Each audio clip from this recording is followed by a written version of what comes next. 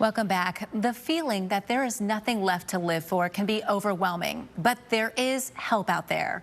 Recent data from the World Health Organization shows more than 720,000 people die by suicide every year. And it's actually the third leading cause of death among 15 to 29-year-olds. September is Suicide Prevention Month, so joining me now with some steps that we can take right now to help anyone who's struggling is licensed mental health counselor Shantala Boss.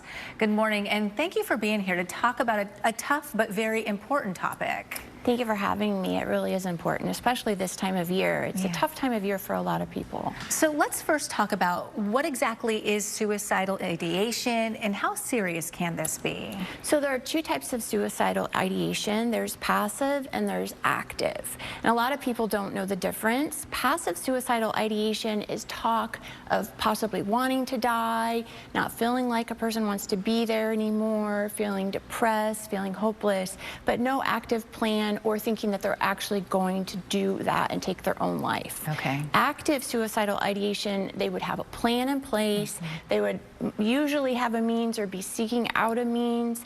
And so it's a lot more dangerous than passive. However, passive eventually sometimes, not always, but can lead to active. So we definitely don't want to ignore someone who has passive tendencies. Bottom line, we need to be listening to that loved one there. Yes. You know, I think another thing with this, when we talk about passive versus active, when you hear these cries for help, a lot of times folks will say, well, they're seeking attention.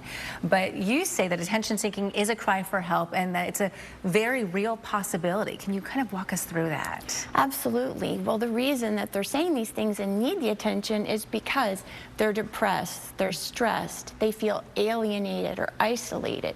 They could be having some peer rejection or a possible change in relationship, divorce, move. So all of these things might make them feel like they don't really want to be here anymore. And so that really is just a sign that they need to connect with someone, that they need to realize what their protective factors are in place, and they need to be heard and supported. It doesn't mean that we need to immediately say, okay, I'm taking you to the hospital, you know, and react in such a extreme manner, because that will scare them away from sharing.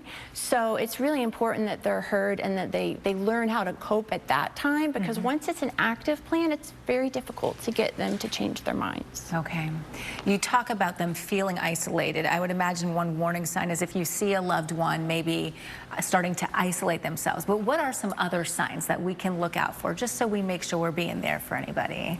Well, mental health problems, bipolar disorder, and mood swings, drastic mood swings, that's a major cause, risk for suicide. Not always, but it can be a major risk. Other things, other mental health conditions. We also need to look for any changes in, you know, their hygiene, the way that their routine, if they're giving away their possessions, if they have access to any lethal means. That's a huge risk factor that we need to be looking at. So these are all signs that maybe a loved one is in need if these things happen and we see a major change. One of the reasons the states brought in the red flag laws. So we have just about a minute here. I want to make sure we switch gears because there are so many resources out there. What can we all utilize to support those we love?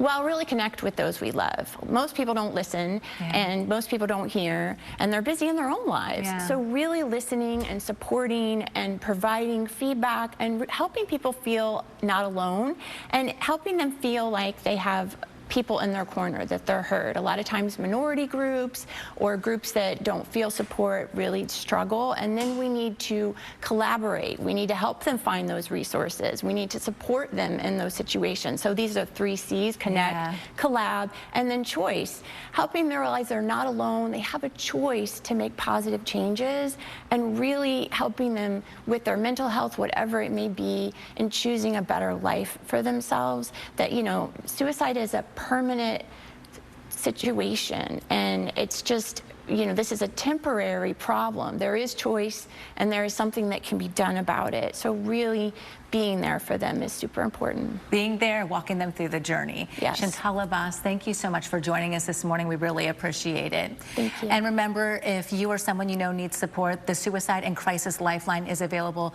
24/7. All you have to do is text or call 988. We also are going to put a list of local resources on our website right now, wesh.com. Let's switch gears and turn it over to First Warning Meteorologist Kellyanne Class with a look outside. Much warmer and humid out there this morning. Oh, yeah, we are really feeling